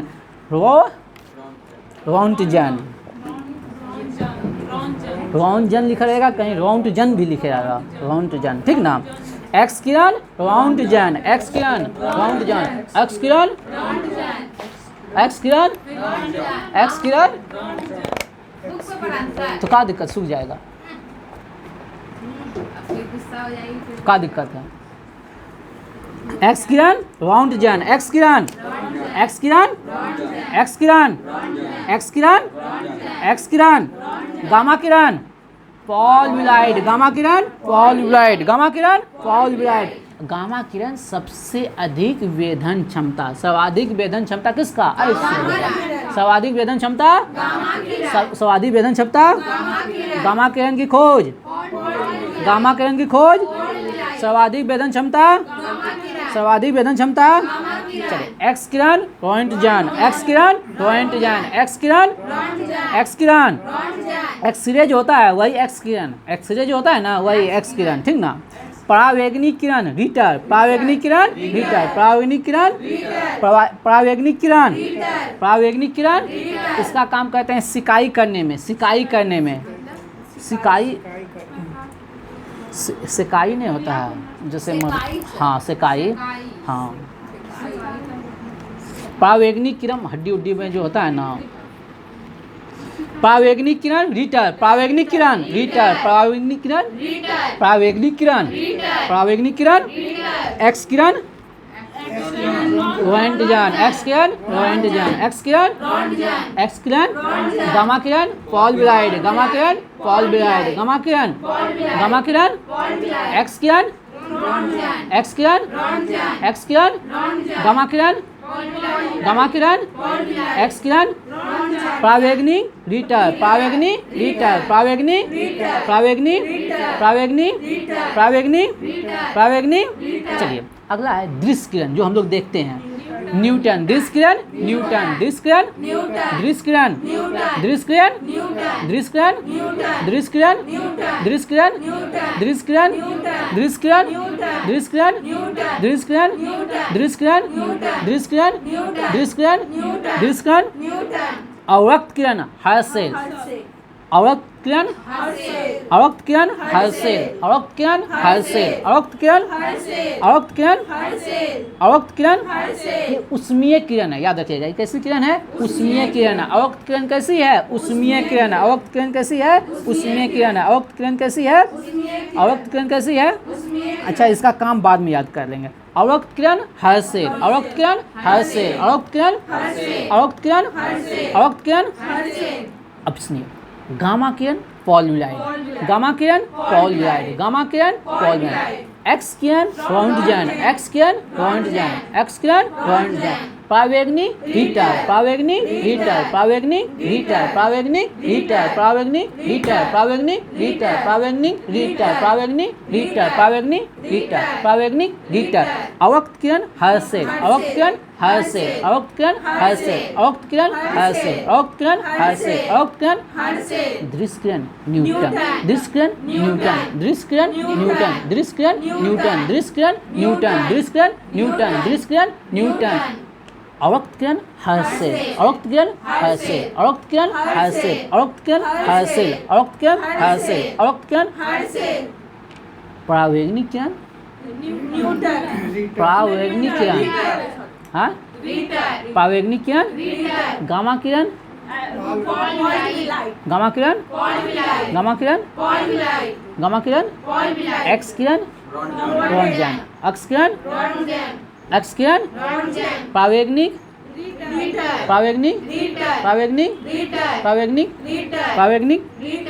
चलिए रघु रेडियो तरंगे, रघु रेडियो तरंगे हर्ज, हेनरी हर्ज, हेनरिक हर्ज, रघु रेडियो तरंग हेनरिक हर्ज, रघु रेडियो तरंग हेनरिक हर्ज, रघु रेडियो तरंग क्योंकि इसका यूज करते हैं रेडियो में जो यूज होता है ना वेवलेंथ, वही रघु रेडियो तरंग हेनरिक हर्ज, रघु रेडियो तरंग हेनरिक हर्ज, रघु रेडियो तरंग हेनरिक हर्ज, रघु रेडियो तरंग हेनरिक हर्ज, रघु रेडियो तरंग हेनरिक हर्ज, रघु रेडियो तरंग हेनरिक हर्ज, रघु रेडियो तरंग हेनरिक हर्ज, रघु रेडियो तरंग, रघु रेडियो तरंग, रघु रेडियो तरंग, रघु रेडियो तरंग, रघु रेडियो तरंग, रघु रेडियो तरंग, रघु रेडियो तरंग, रघु रेडियो तरंग, रघु रेडियो तरंग, दृग, दृग रेडियो, दृग रेडियो तरंग मार्कोनी। रेडियो का खोज किसने किया है? मार्कोनी ने। रेडियो की खोज कौन किया है? मार्कोनी। उसी के नाम पे है मार्कोनी। दीर्घ रेडियो तरंग मार्कोनी, दीर्घ रेडियो तरंग, दीर्घ रेडियो तरंग, दीर्घ रेडियो तरंग। किताब बंद कीजिए, किताब बंद कीजिए, सब किताब बंद कीजिए।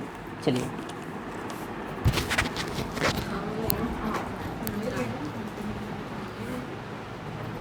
चलिए बताइए, इधर से किताब बंद कर दिया। बताइए गामा किरणें की खोज कौन किया?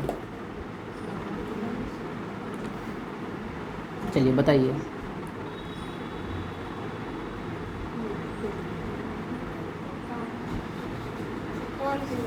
पॉल विलायत। चलिए HW लिखिए। आप बताइए दीर्घ रेडियो तरंग।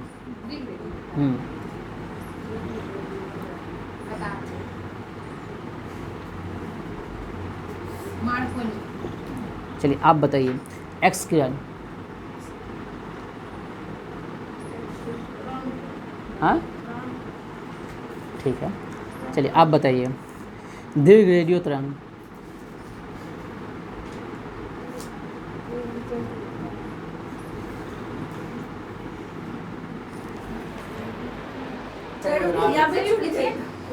हाँ बोलिए। गामा किरण, एक्स किरण, ठीक है। प्रावेगनिक, ठीक है। दृश्य किरण, अवक्त किरण,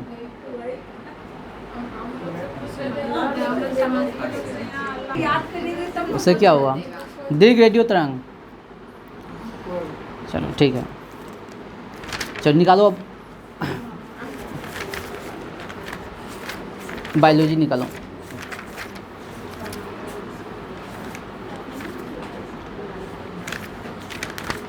बायोलॉजी निकालिए, बायोलॉजी निकालिए। हम बताए थे जाइलम और फ्लोएम के बीच में, जाइलम से ही जो है ना, जाइलम का ही वलय गिन के हम क्या कहते हैं? वृक्षों की आयु का निर्धारण करते हैं। जाइलम को ही गिन के क्या कहते हैं? वृक्षों के आयु प्राप्त करते हैं। अब वृक्षों की आयु जो को जानने के विज्ञान को क्या कहते हैं? डेंड्रोक्रोनोलॉजी। वृक्षों के आयु ज्ञात करने के विज्ञान को क्या डेंड्रोक्रोनोलॉजी कहते हैं। और फ्लोएम का काम क्या है? पत्ती से जो फल का निर्माण होता है उसे पौधे के विभिन्न भागों में पहुंचाना। आज हम पढ़ेंगे प्रकाश संश्लेषण की क्रिया। आज क्या पढ़ेंगे? प्रकाश संश्लेषण की क्रिया। तो सबसे पहला क्वेश्चन दो मिला, वहाँ देखो ना, वहाँ देखो। प्रकाश संश्लेषण की क्रिया में सुनो ध्यान से सुनो।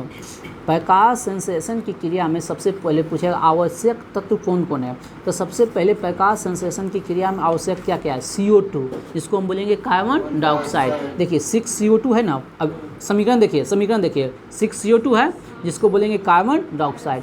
12 H2O है तो जल। तो सबसे पहले प्रकाश संश्लेषण की क्रिया में कार्बन डाइऑक्साइड अति महत्वपूर्ण है और जल अति महत्वपूर्ण है। 2 गो हो गया। तीसरा है तीर के ऊपर लिखा है प्रकाश, हाँ प्रकाश अति आवश्यक है, 3 हो गया। और चौथा उसके नीचे लिखा है क्लोरोफिल, यानी कि प्रकाश संश्लेषण की क्रिया के लिए ये चारों तत्वों का होना अति जरूरी है। कौन कौन? कार्बन डाइऑक्साइड, जल, सूर्य का रोशनी और क्लोरोफिल। अब सुनो बबुआ, क्लोरोफिल कहाँ पाया जाता है? पत्ती में। क्लोरोफिल कहाँ पाया जाता है? और सूर्य प्रकाश कहाँ पाया जाता है? मेरे या आपके घर? सूर्य भगवान। कौन भगवान? सूरज भगवान। प्रकाश कौन देगा? सूरज भगवान।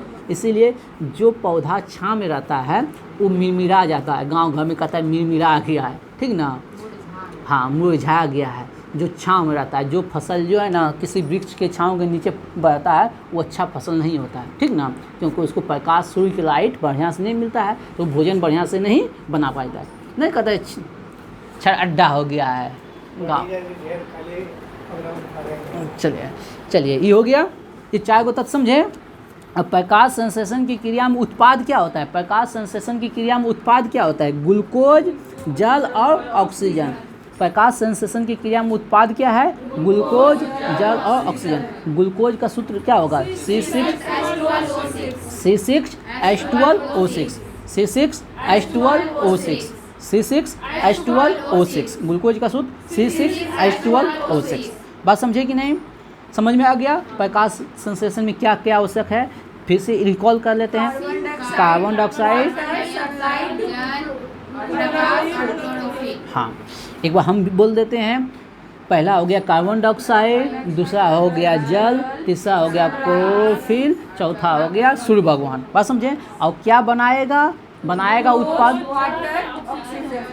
हाँ, बनाएगा ग्लूकोज जो कि हम लोग भोजन के रूप में ग्रहण करेंगे, ऑक्सीजन जो कि हम लोग ग्रहण करेंगे, और वो जैसे हम लोग शरीर से पसीना निकालते हैं वो लोग भी अपने शरीर से पसीना निकालेगा H2O। बात समझे? हम लोग नहीं निकालते अपने शरीर से पसीना, वो लोग भी निकालेगा H2O। ये हुआ, बात समझे कि नहीं? याद हो गया? याद हुआ ना? एक बार जोर से बोलिए ना आप लोग। अच्छा, आगे हम बढ़ते हैं।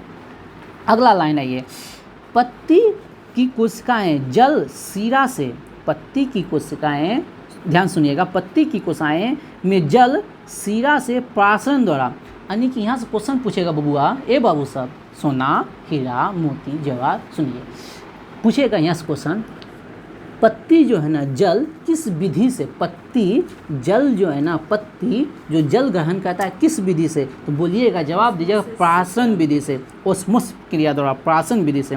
पत्ती की कोशिकाएं में जल सीरा से प्राशन विधि द्वारा ग्रहण होता है। बात समझे? पत्ती की कोशिकाओं में जल सीरा से किस विधि से? प्राशन विधि से। पत्ती की कोशिकाएं जल किस विधि से प्राप्त करता है? प्राशन विधि से। पत्ती की कोशिकाएं जल किस विधि से प्राप्त करते हैं? प्राशन की क्रियाएं से। पत्ती की कोशिकाएं जल किस विधि से प्राप्त करता है? आज जल कहाँ से प्राप्त होगा? जल से ना, कहाँ से? जल से। कौन लेके जाएगा? जाइलम। कौन लेके जाएगा? जाइलम। पत्ती के पास लेके जाएगा, अब पत्ती भोजन बनाएगा, अब भोजन को कौन पहुंचाएगा? फ्लोएम। बात समझे कि नहीं? समझ रही है रे? बढ़िया से समझे, एकदम शांति भाव से, ठीक ना? एकदम शांत हो गए आप लोग, सुनना है, ठीक ना? फिर से हैं, पत्ती की कोशिकाएं जल प्राप्त करेगा प्राशन विधि से। पत्ती की कोशिकाएं जल प्राप्त करेगा प्राशन विधि से, ठीक। और जल कहाँ से प्राप्त करता है? जड़ से। जल कहाँ से प्राप्त करेगा? जड़ से। और जल से जल को कौन लेके जाएगा? जाइलम। कौन सी कोशिकाएं? जाइलम कोशिकाएं। पत्ती पौधे के विभिन्न भाग में पहुंचा देगा। अब पत्ती जो है ना भोजन बना लेता है। पत्ती क्या बनाता है? भोजन। उस भोजन को विभिन्न भाग में कौन पहुंचाएगा? फ्लोएम। बात समझे? कौन पहुंचाएगा? फ्लोएम। ओके ना? आगे बढ़े बबुआ, चलिए आगे। अब देखिए, हम बताए थे प्रकाश की संश्लेषण क्रिया में पहला इंपॉर्टेंट बताए थे CO2। पहला इंपॉर्टेंट क्या बताए थे? CO2। ये जो CO2 है बबुआ, ये जो CO2 है किस विधि से वायुमंडल से ग्रहण करता है? विसरण विधि से। वायुमंडल से किस विधि से ग्रहण करता है? यानी जल को ग्रहण किया प्राशन विधि से। जल को ग्रहण किया बबुआ प्राशन विधि से, और CO2 को ग्रहण किया विसरण विधि से। अब देखो, हम एगो ट्रिक बता देते हैं, बबुआ सुनिए, ए बबुआ सब सुनो। CO2 क्या होता है? गैस होता है। CO2 गैस अस्थिर रहेगा, बिछड़ जाएगा, है? गैस क्या होता है? उड़ता है ना। गैस क्या होता है? उड़ता है। तो विसरण, बिसर गया। विसरण मतलब बिसर गया, नहीं कहता है राह में बिछड़ गया, नहीं कहता है राह में बिछड़ गया। तो उसी से हम ट्रिक निकालिए, विसरण, बिसर गया। बात समझे कि नहीं समझे? ट्रिक हो एक वहाँ तो ऑप्शन रहता है ना, बात नहीं समझे? गैस है, गैस बिसर जाएगा, आपके साथ नहीं चलेगा गैस, है? हम गैस छोड़ेंगे तो इधर साथ रहेगा, उड़ जाएगा। चलिए, एक ट्रिक है, मतलब ऑप्शन हमको क्या करना है? ऑप्शन में छांटना है। बस समझे? हाँ, तो जल जो ग्रहण करेगा किस विधि से? प्राशन से, ओस्मोस विधि से। लेकिन वायुमंडल से CO2 जो ग्रहण करेगा विसरण विधि से। कौन विधि से? विसरण विधि से, ठीक ना? आगे हम बढ़ते हैं, आगे आइए। फिर एक लाइन, प्रकाश संश्लेषण के लिए जल पौधे जल से प्राप्त करता है, तो बताइए दिए हैं। अब प्रकाश संश्लेषण क्या? ऑक्सीजन, ये हो गया। अब देखिए आगे पत्ती देखिए, क्लोरोफिल में हरे रंग का वर्णक होता है। क्लोरोफिल में क्या होता है? हरे रंग का वर्णक। वर्णक को कहते हैं रंजक, ठीक ना? वर्णक को कहते हैं रंजक, ठीक ना? ये क्लोरोफिल 4 प्रकार के होते हैं। क्लोरोफिल कितने प्रकार के होते हैं? क्लोरोफिल A, क्लोरोफिल B, क्लोरोटिन और जेंथोफिल, ठीक ना? कितने प्रकार के? 4 प्रकार के। Chlorophyll A, chlorophyll B, carotene और जेंथोफिल। अब क्लोरोफिल ए और बी भी हरे रंग का होता है। हरा रंग जो है ना 2 एगो में होता है, क्लोरोफिल और ए और क्लोरोफिल बी, इसी में क्या होता है हरा रंग। क्लोरोफिल ए और क्लोरोफिल बी में ही क्या होता है हरा रंग। क्लोरोफिल ए और क्लोरोफिल बी में ही क्या होता है बबुआ हरा रंग होता है। और ये क्या बनाएगा पत्ती भोजन बनाएगा, पत्ती क्या बनाएगा भोजन बनाएगा। चलिए अगला लाइन, क्लोरोफिल के केंद्र में मैग्नीशियम। ये क्वेश्चन खूबे पूछता है बबुआ हो। क्लोरोफिल में कौन सा धातु पाया जाता है मैग्नीशियम। क्लोरोफिल में कौन सा धातु पाया जाता है, क्लोरोफिल में कौन सा धातु पाया जाता है, क्लोरोफिल में कौन सा धातु पाया जाता है, क्लोरोफिल में कौन सा धातु पाया जाता है मैग्नीशियम। अब क्लोरोफिल प्रकाश में कौन देखो सुनो यहाँ लूसेंट छोड़ दो, लूसेंट छोड़ दो। स्पेक्ट्रम में को गो रंग 7 गो, बैजनी हापी नाला, बैजनी हापी नाला। स्पेक्ट्रम में इंद्रधनुष में को गो रंग 7 रंग, बैजानी हपी नाला। आगे चैप्टर 2 चैप्टर के बाद स्टार्ट होगा तो बताएंगे। तो क्लोरोफिल प्रकाश में से 3 रंग को ग्रहण करता है। कितने रंग को ग्रहण करता है क्लोरोफिल प्रकाश में से कितने रंग को ग्रहण करता है 3 रंग को ग्रहण करता है, बैगनी नीला लाल। अब ए बबुआ सुना है देखो ना, देखिए ट्रिक क्या है। बैगनी उसके लास्ट में होगा 9, देख लीजिए बैगनी के लास्ट में क्या होगा 9 से होगा नीला।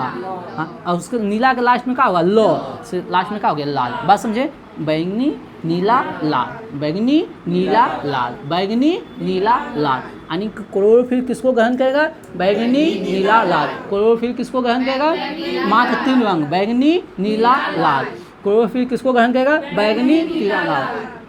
आप लोग के बात बताएं ईमानदारी से हैं। अब हम अभी लूसेंट पढ़ा रहे हैं ना, पहले आप लोग को लूसेंट बहुत हार्ड लगता होगा, अब लगता है इतना आसान लूसेंटो है पढ़ना।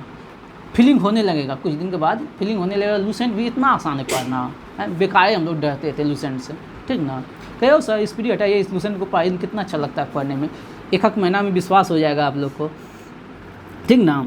तो क्लोरोफिल में कौन कौन बैगनी नीला लाल, बैगनी नीला लाल, बैगनी नीला लाल, बैगनी नीला लाल, ठीक ना। अब देखिए अगला लाइन है, प्रकाश संश्लेषण की दर लाल में सबसे ज़्यादा। ऐसे भी लाल प्रकाश का तरंग सबसे ज़्यादा। अब फिजिक्स का बात बताते हैं, जिसकी तरंग ज़्यादा उसका विक्षेपण कम, और जिसकी तरंग कम उसका विक्षेपण ज़्यादा, याद रखिएगा। तो लाल प्रकाश की दर, प्रकाश संश्लेषण जा रहा है क्या, रुको जा। तो प्रकाश संश्लेषण की दर किस रंग में सबसे ज़्यादा लाल में, ठीक ना। और सबसे कम बैगनी में, सबसे ज़्यादा किस में लाल रंग, और सबसे कम सबसे ज़्यादा प्रकाश संश्लेषण की दर सबसे ज़्यादा किस में और सबसे कम बैगनी, ठीक ना। प्रकाश संश्लेषण की क्रिया में 2 गो क्रिया होता है, ऑक्सीडेशन रिडक्शन। इंग्लिश में याद रखिएगा, हिंदी में याद नहीं रखिएगा। ऑक्सीडेशन और रिडक्शन, प्रकाश संश्लेषण की क्रिया ऑक्सीडेशन और रिडक्शन दोनों क्रिया होती है, ठीक ना। जल का, यहाँ ये अंडरलाइन करिए, जल का उपापचयन होता है। उपापचयन मतलब होता है, उपापचयन मतलब क्या होता है ऑक्सीडेशन। उपापचयन मतलब होता है ऑक्सीडेशन। जल का ऑक्सीकरण होता है, जल का क्या होता है ऑक्सीकरण, जल का क्या होता है ऑक्सीकरण। और कार्बन डाइऑक्साइड का क्या होता है अपचयन, रिडक्शन होता है, ठीक ना। याद रखिएगा, जल का क्या होता है ऑक्सीकरण, जल का क्या होता है ऑक्सीकरण, और कार्बन डाइऑक्साइड का अवकरण होता है, ठीक ना। कार्बन डाइऑक्साइड का क्या होता है अवकरण, कार्बन डाइऑक्साइड का क्या होता है उसी को कहते हैं बाबू अपचयन, उसी को कहते हैं अवकरण को ही कहते हैं अपचयन। बात समझे कि नहीं। जल का क्या होता है ऑक्सीकरण, जल का क्या होगा ऑक्सीकरण, और कार्बन डाइऑक्साइड का क्या होगा अवकरण, क्या होगा अपचयन बोलिए या अवकरण बोलिए, ठीक ना, दोनों एक ही होता है। चलिए, अब प्रकाश संश्लेषण की क्रिया 2 प्रकार के होते हैं, ठीक ना। प्रकाश संश्लेषण की क्रिया 2 अवस्थाएं में होती है, एक रासायनिक प्रकाश संश्लेषण की क्रिया, एक प्रकाश रासायनिक क्रिया और एक अप्रकाश रासायनिक क्रिया। ध्यान सुनिए, समझिए, इधर सुनिए, इधर देखिए, बंद कीजिए। प्रकाश संश्लेषण की क्रियाएं 2 अवस्था में होता है, एक प्रकाश की उपस्थिति में, एक प्रकाश की अनुपस्थिति में। बात समझें, प्रकाश संश्लेषण की क्रियाएं 2 अवस्था में होती है, एक प्रकाश की उपस्थिति में, एक प्रकाश की अनुपस्थिति में। यहाँ से क्वेश्चन जो पूछेगा, यहाँ रामायण महाभारत ढेर दिया है, तो प्रकाश की उपस्थिति में जो होगा, प्रकाश की उपस्थिति में जो होगा क्लोरोफिल के ग्रेना में उत्संपन्न होती है। प्रकाश की उपस्थिति में जो प्रकाश संश्लेषण की क्रिया होगा वो क्लोरोफिल के कहाँ होती है, ग्रेना में, क्लोरोफिल के ग्रेना में, अंडरलाइन कीजिए, क्लोरोफिल के ग्रेना में। प्रकाश रासायनिक क्रिया कहाँ होती है, ग्रेना में। प्रकाश रासायनिक क्रिया कहाँ होती है, ग्रेना में। प्रकाश रासायनिक क्रिया कहाँ होती है, इसको कहते हैं हिल रिएक्शन। इसको क्या कहते हैं, हिल रिएक्शन। कहाँ होता है, ग्रेना ने। हिल रिएक्शन कहाँ होता है, हिल रिएक्शन कहाँ होता है, हिल रिएक्शन कहाँ होता है, हिल रिएक्शन कहाँ होता है, हिल रिएक्शन कहाँ होता है। अब ये जो होता है क्लोरोफिल में ग्रेना में होती है। प्रकाश संश्लेषण की क्रिया कहाँ होती है, क्लोरोफिल के ग्रेना में। कहाँ होती है, क्लोरोफिल के ग्रेना में। इसमें क्या होता है, जल अपघटन होकर हाइड्रोजन आयन और इलेक्ट्रॉन बनता है। जल अपघटन होकर क्या बनाएगा, हाइड्रोजन आयन और इलेक्ट्रॉन। जल अपघटन होकर क्या बनाएगा, हाइड्रोजन आयन और इलेक्ट्रॉन। इस सब ने क्वेश्चन पूछेगा। क्वेश्चन मात्र क्या पूछेगा, प्रकाश रासायनिक अभिक्रिया कहाँ होगी, ग्रेना में। बस यही एक क्वेश्चन पूछेगा, प्रकाश रासायनिक अभिक्रिया कहाँ होगी, ग्रेना में। और प्रकाशहीन रासायनिक अभिक्रिया ये होगा आपका स्ट्रोमा में। कहाँ होगा, स्ट्रोमा में। प्रकाशहीन रासायनिक अभिक्रिया जो प्रकाश नहीं है, यानी प्रकाश के अनुपस्थिति में जो क्रिया होगा, प्रकाश की अनुपस्थिति में जो प्रकाश संश्लेषण की क्रिया होगी वो स्ट्रोमा में होगी। कहाँ होगा, स्ट्रोमा में होगी। कहाँ होगा, स्ट्रोमा में होगा। क्लोरोफिल के स्ट्रोमा में होगा। बात समझे। जो प्रकाश की अनुपस्थिति में रासायनिक, जो प्रकाश की अनुपस्थिति में प्रकाश संश्लेषण की क्रिया होती है वो कहाँ होती है, स्ट्रोमा में। कहाँ होती है, स्ट्रोमा में। जो प्रकाश की अनुपस्थिति में प्रकाश संश्लेषण की क्रिया होगी कहाँ होगी, स्ट्रोमा में। कहाँ होगी। और इसमें कार्बन डाइऑक्साइड का अपचयन होकर क्या बनाता है, शर्करा स्टार्च। शर्करा और स्टार्च क्या बनाएगा, शर्करा और स्टार्च। चलिए ये टॉपिक खत्म हो गया, चलिए रहने। समझे, समझे हो। स्पीडी भी खींच दें 10 मिनट में खींच दें स्पीडी। 10 मिनट काफ़ी लगेगा, 10 मिनट में स्पीडी खींच देते हैं। अरे बाल आप लोग तो थक के थकवा हो गया। हाँ आदत नहीं। हाँ जोर से बोलो। बोले सर आज मैथ नहीं पढ़ाएंगे, मैथ में सर होमवर्क दिए थे। चलिए हम बता, चलिए सुनिए ध्यान से। दूध उत्पादन में भारत का स्थान क्या है। अब स्टार्ट होता है स्पीडी। दूध उत्पादन में भारत का स्थान क्या है, प्रथम। और ऐसे बोलेंगे राज्यों में, जो पूरा विश्व में दूध उत्पादन सबसे ज़्यादा दूध उत्पादन कहाँ होता है, फिर भी ध्यान दूध का किल्लत है, ठीक ना। और राज्य में बोलेगा ना तो राजस्थान नहीं, राजस्थान अभी हो गया। हाँ अभी राजस्थान हुआ। न्यू आंकड़ा के अनुसार सर्वाधिक दूध उत्पादन होता है राजस्थान में, ठीक ना। बताइए सबसे ज़्यादा समुद्र तट किस राज्य के पास है, गुजरात। सर्वाधिक तटरेखा वाला राज्य कौन है, गुजरात। सर्वाधिक तटरेखा वाला राज्य कौन है, गुजरात। और देश में सर्वाधिक तटरेखा वाला देश कनाडा। आप लोग कमेंट में जवाब दीजिएगा सर्वाधिक तटरेखा वाला देश कौन सा है।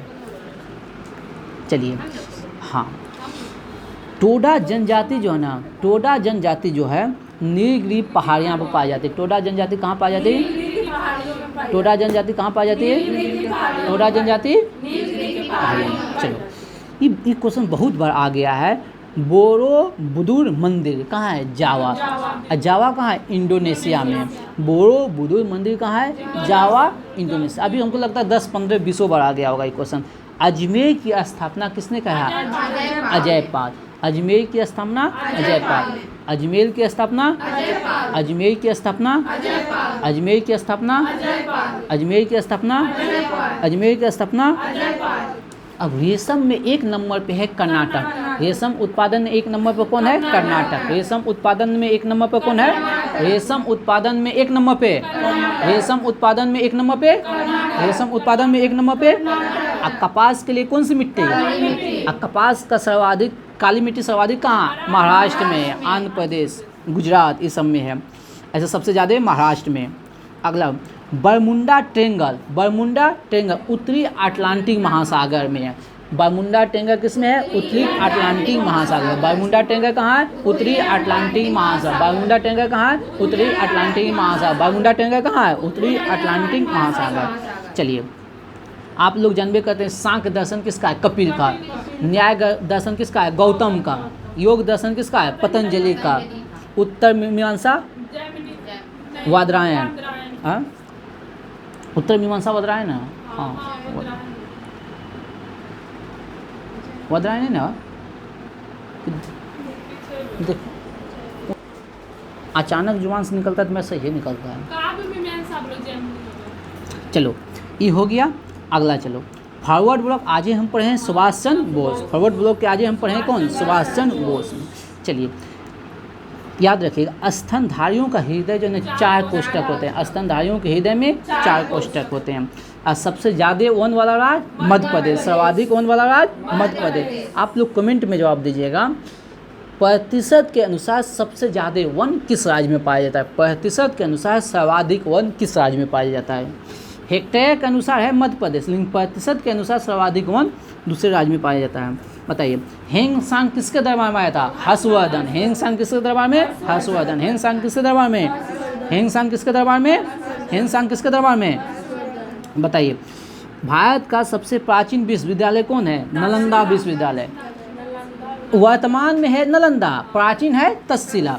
नहीं समझे बात? अभी तक्षशिला कहाँ चल गया? पाकिस्तान में। अभी तक्षशिला कहाँ है? पाकिस्तान में। भारत में स्थित सबसे प्राचीन नालंदा, भारत में स्थित सबसे प्राचीन नालंदा। आप लोग कमेंट में जवाब दीजिए, फटाक से लिख लीजिए विक्रमशिला विश्वविद्यालय की स्थापना किसने किया और नालंदा विश्वविद्यालय की स्थापना किसने किया?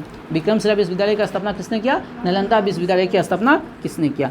प्रथम उपग्रह जो है आर्यभट्ट। प्रथम उपग्रह आर्यभट्ट है। प्रथम उपग्रह कौन है? आर्यभट्ट। प्रथम उपग्रह कौन है? आर्यभट्ट। इसे कब प्रक्षेपित किया गया था? 19 अप्रैल 1975 को। कहाँ से? रूस से। रूस से, ठीक ना। प्रथम उपग्रह कौन है? आर्यभट्ट। प्रथम उपग्रह आर्यभट्ट 19 अप्रैल 1975 को छोड़ा गया था, ठीक ना।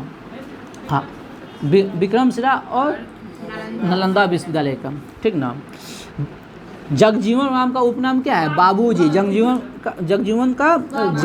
राम का बाबूजी। जगजीवन राम का बाबूजी कहा जाता है। दूध की शुद्धता मापी जाती है लेक्टोमीटर से। दूध की शुद्धता लेक्टोमीटर से। दूध की शुद्धता बताइए। अगला है सुई का ताप मापने वाला यंत्र को क्या कहते हैं?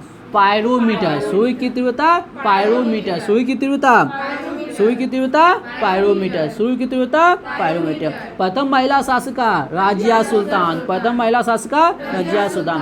पंडित शिव कुमार शर्मा कौन चीज? संतूर वादक। शिव कुमार शर्मा संतूर वादक। शिव कुमार शर्मा संतूर वादक। शिव कुमार शर्मा संतूर वादक। इंकलाब जिंदाबाद भगत सिंह। इंकलाब जिंदाबाद भगत सिंह। इंकलाब जिंदाबाद भगत सिंह। रेक्टिफायर सुनो, ए बबुआ ध्यान से, ये क्वेश्चन बहुत बार पूछा है। रेक्टिफायर एसी को बदलता है डीसी में, लेकिन ट्रांसफार्मर उच्च वोल्टेज का को निम्न वोल्टेज। कन्फ्यूजन हो जाता है एग्जाम में, ठीक ना। यहाँ लगता है लेकिन वहाँ कन्फ्यूजन होगा। रेक्टिफायर एसी को डीसी में, रेक्टिफायर एसी को डीसी में, लेकिन ट्रांसफार्मर उच्च वोल्ट को निम्न वोल्ट में, ठीक ना।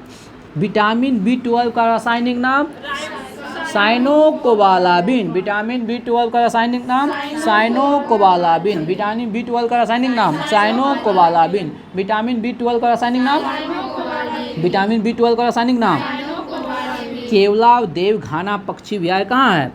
भरतपुर राजस्थान। केवलाव देव घाना पक्षी विहार। केवलाव देव घाना पक्षी विहार।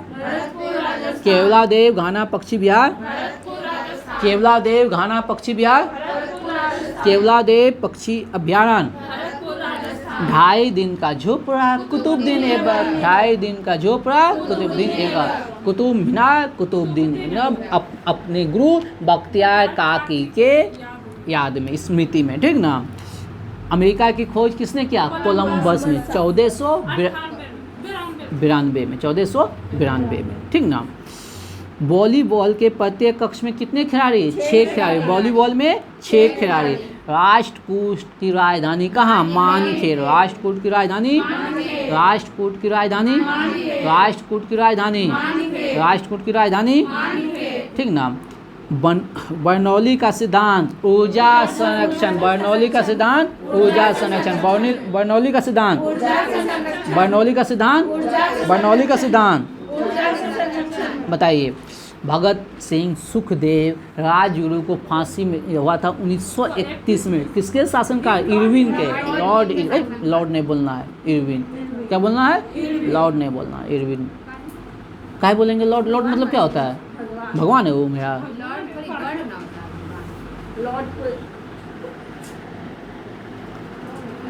हाँ, सुखदेव राजगुरु भगत सिंह को फांसी कब? 1931 में, इरविन के शासनकाल में, ठीक ना। बक्सर का युद्ध कब हुआ था? 1764 में, बक्सर का युद्ध 1764 में। ये प्रोटेस्टेंट धर्म का संस्थापक मार्टिन लूथर, प्रोटेस्टेंट धर्म का संस्थापक Martin Luther king. Protestant church है, प्रोटेस्टेंट चर्च है ईसाई सबका, ठीक ना। प्रोटेस्टेंट धर्म का संस्थापक कौन है? मार्टिन लूथर किंग, ठीक ना। और संविधान सभा की प्रथम बैठक जानबे करते हैं 9 दिसंबर 1940। संविधान सभा की प्रथम बैठक 9 दिसंबर 1940। संविधान सभा की प्रथम बैठक 9 दिसंबर 1940 को। कोहिनूर हीरा को कौन लूटा था? नादिर शाह। कोहिनूर हीरा को कौन लूटा था? नादिर शाह ने। बताइएगा। बूढ़ी गंडक का उद्गम कहाँ से होती है? सोमेश्वर की पहाड़ी। बूढ़ी गंडक सोमेश्वर की पहाड़ियाँ से। बूढ़ी गंडक का उद्गम सोमेश्वर की पहाड़ी से। बूढ़ी गंडक का उद्गम सोमेश्वर की पहाड़ी से। बूढ़ी गंडक का उद्गम सोमेश्वर की पहाड़ी से। बूढ़ी गंडक का उद्गम सोमेश्वर की पहाड़ी से। बूढ़ी गंडक का उद्गम सोमेश्वर की पहाड़ी से। बूढ़ी गंडक का उद्गम, बताइएगा। भाप इंजन जेम्स वाट। भाप engine James Watt. Beriberi रोग किसके कमी से? Vitamin B1। Beriberi vitamin B1। Beriberi vitamin B1। Beriberi vitamin B1। भारत का राष्ट्रीय खेल हॉकी। भारत का राष्ट्रीय खेल, भारत का राष्ट्रीय खेल हॉकी। बताइए। गुरु नानक का जन्म कब हुआ था? 1469। कहाँ? तलवंडी में। कहाँ? तलवंडी में। गुरु नानक का जन्म 1469 तलवंडी। गुरु नानक का जन्म। संविधान सभा के प्रथम अस्थाई अध्यक्ष, लेकिन वो अस्थाई बोलेगा तो डॉक्टर सजीतानंद सिन्हा। कब बनाया था? 9 दिसंबर को। 9 दिसंबर 1940 को इसको बनाया था। 2 दिन के बाद 11 दिसंबर 1940 को। 13 दिसंबर 1940 को उद्देश्य प्रस्ताव, उद्देश्य प्रस्ताव, ठीक ना। आगे धारा 302 IPC की धारा 302 किससे? हत्या से। जाइएगा ना थाना में, बोलेगा 302 लगल है तो समझ जाइए कि हत्या का केस हो गया। धारा 302 किससे संबंधित है? हत्या से। राष्ट्रीय गान कांग्रेस के किस अधिवेशन में गाया गया? 1906। कलकत्ता अधिवेशन 1906। आप कमेंट में जवाब दीजिएगा कलकत्ता अधिवेशन 1906 की अध्यक्षता कौन किया था, ठीक ना। और पूर्ण स्वराज की मांग 1929 लाहौर अधिवेशन नेहरू जी, ठीक ना। चलिए, यहाँ आज का सेशन यहीं समाप्त किया जाता है। जय हिंद, जय भारत। आप लोग मेरे चैनल को सपोर्ट करें, शेयर करें, सब्सक्राइब करें, बेल बटन दबाएं, ललका वाला दबा दें। चलिए, जय हिंद, जय भारत।